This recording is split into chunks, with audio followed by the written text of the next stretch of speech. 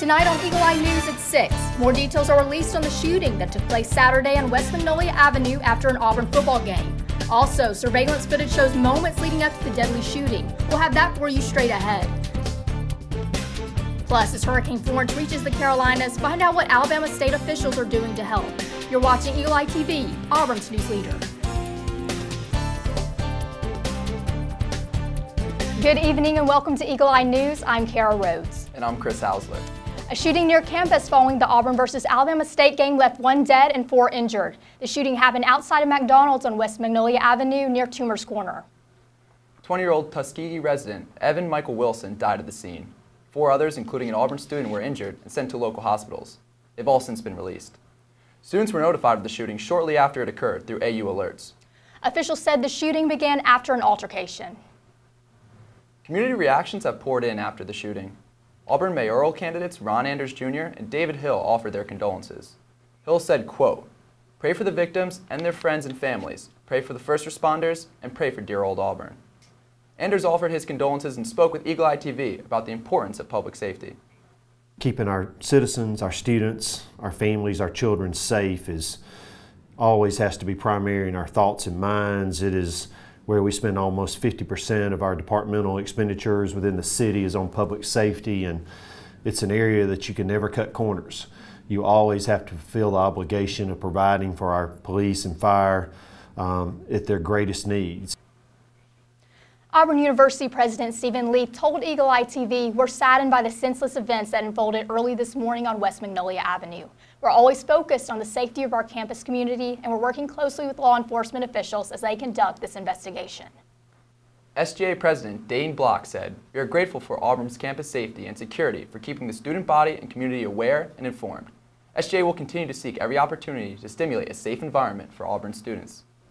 Auburn students still feel safe on campus. Eagle Eye's Ken Ward spoke to students about the incident.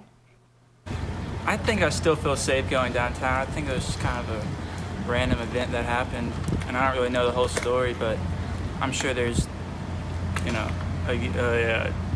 there's 2 sides to the story, and I mean, I'd like to know what happened, but no, I don't think he should have pulled a gun.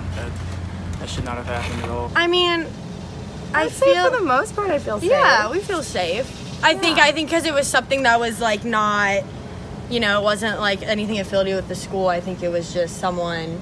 Maybe they could like bump up security there, because I know that McDonald's. Yeah, that McDonald's is always pretty, busy with a lot of crowds and whatnot, especially on like game days and that kind of stuff. Yeah. So maybe that area needs to be more patrolled, but for the most part, no, for the most part, I wouldn't say. I saw all the traffic and all the congestion right after. I think from hearing about it, it definitely makes me more aware. Yeah, it makes me more aware and want to be more careful for sure. Yeah. But, I mean, I don't know. I still feel relatively safe because I know that this kind of stuff has happened on, many other campuses. And we're pretty, aware, I feel like. Yeah. I hope, at least. Yeah. So. No, I still love Auburn. I still think it's a safe place. Police arrested 17-year-old Opelika resident Jarvis Nichols with the crime. Nichols was taken into custody in Auburn. He's being held at Lee County Jail on a $150,000 bond. A trial date has not yet been set. Auburn police are looking for a suspect in a bike theft that happened on Westland Avenue, a block from Auburn's campus. The specialized bicycle is valued at $1,800 and was stolen from a storage room at an apartment complex. Surveillance video shows a man entering the room and using bolt cutters to unlock the bike before he takes it. Anyone with information is encouraged to call the APD detectives. After the break, relive Auburn's big win over Alabama State. You're watching Eagle Eye TV, Auburn's news leader. Recently, our country has witnessed catastrophic devastation. Hurricanes and flooding have upended lives and livelihoods. Across this great country, Americans have answered the call. That special calling that compels us, when others are down, to step up and do whatever it takes. America's at her best when, against all odds, we come together and lift each other up. Please donate to oneamericaappeal.org. America needs you. Thank you. Thank you. Thank you. Thank you. Thank you.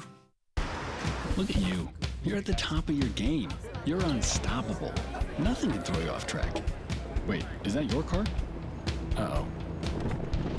Yeah, I saw that coming. That will throw you off track.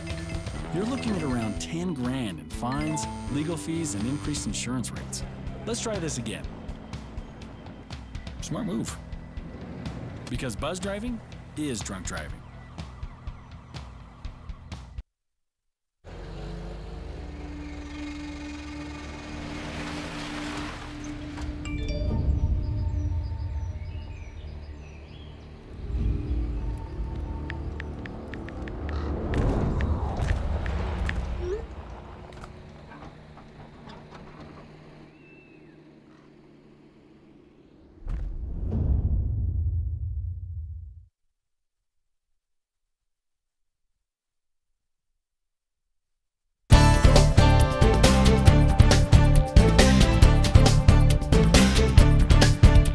The Auburn Tigers are 2-0 after their 63-9 win over Alabama State. They will now turn their attention to the 2:30 game against LSU on Saturday.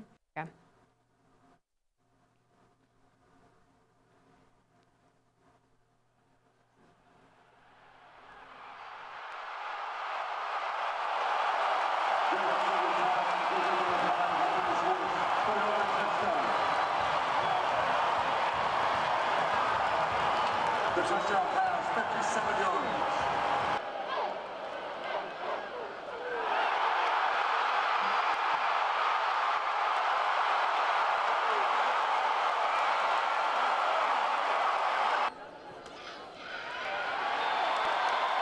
Number 25, Sean Sanders carries the lead.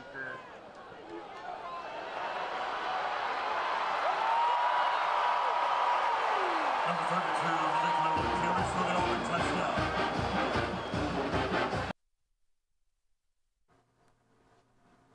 Women's soccer has moved into the top 10 placing at number 9 following their 7-0 start. Auburn is one of 5 teams with a 7-0 record or better. They begin their SEC play this week playing Mississippi State on Friday. This is the second highest ranking in program history behind the 2015-2016 team that placed 8th. After the break, a look at how Alabama is assisting in hurricane efforts. You're watching Eagle Eye TV, Auburn's news leader.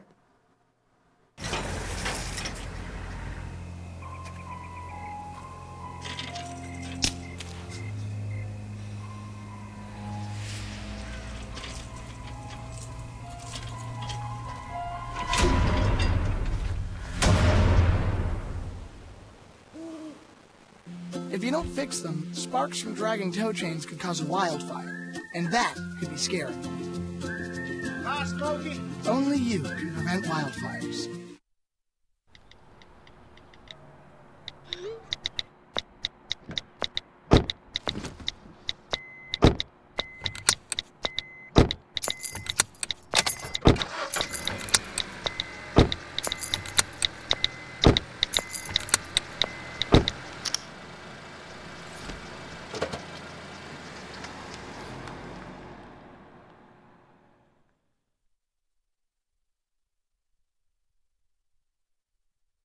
See on page 4 that the projections need to be tornado next Thursday. Seriously? Thursday?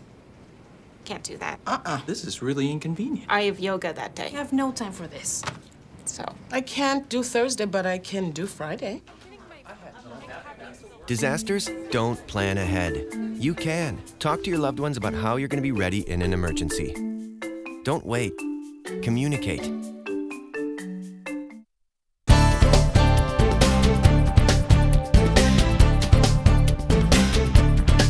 This week in Auburn, the electric scooter company Bird is being shut down and impounding, having only operated since August 28th.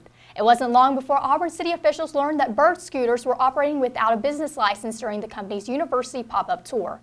And when Bird was given a date to remove all their scooters but failed to do so, the city began impounding. However, Auburn's Director of Public Affairs claims the city is currently working with the company on their business license and public safety issues. In a statement to Eagle Eye TV, Bird said, quote, Auburn shares Bird's vision of getting cars off the road to help reduce traffic and carbon emissions. We have reached out to city officials and are having conversations about building a framework that would allow the people of Auburn continued access to our affordable, environmentally friendly transportation option. On Monday night, Auburn's chapter of Active Minds was featured on NBC's Nightly News in honor of World Suicide Prevention Day. Student leaders in the Active Minds program were on the show, along with an interview from an Auburn Active Minds alum that published a book about overcoming depression. Active Minds is a national organization which helps promote suicide prevention and mental health awareness. Each October, Active Minds hosts Auburn's Mental Health Week and the Out of the Darkness Walk every spring. Governor Kay Ivey announced on Wednesday that Alabama is sending state employees and resources to help with hurricane response efforts in North Carolina. Their main role will be to support North Carolina as their need for response efforts heighten. Alabama is ready to help, and having all hands on deck to respond is the state's priority. After the break, a look at what one airline passenger had in his carry-on. But first, here's a quick look at your weather. You're watching Eagle Eye TV, Auburn's news leader.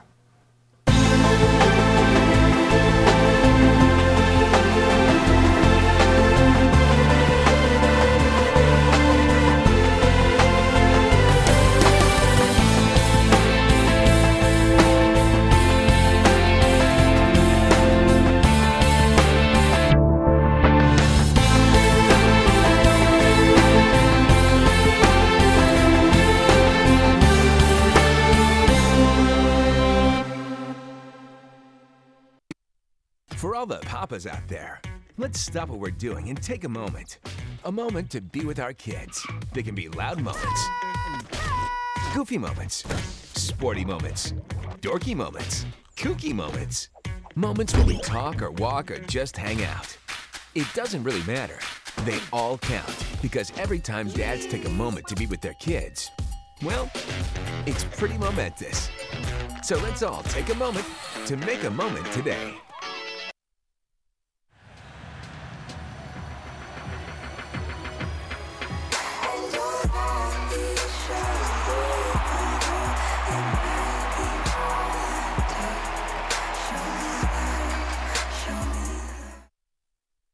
I'm Ferdinand. You look at me and think big.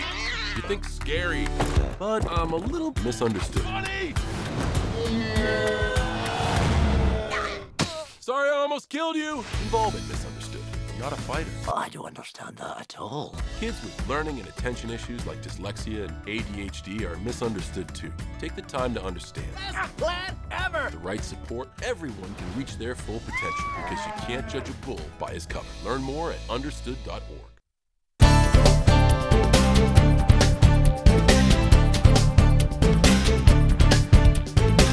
And talk about a scary situation. A passenger flew from Germany to Russia with 20 live snakes in his bag. The snakes supposedly came from a market in Germany. They were packed in canisters, in bags, and in hand luggage. The snakes don't appear to be venomous.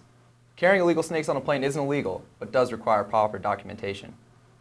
That's all we have for you tonight. Be sure to tune in with us this semester and check out our website, eagleeyeauburn.com, for all the latest Auburn headlines. I'm Kara Rhodes. And I'm Chris Hausler. Thanks for joining us, and War Eagle.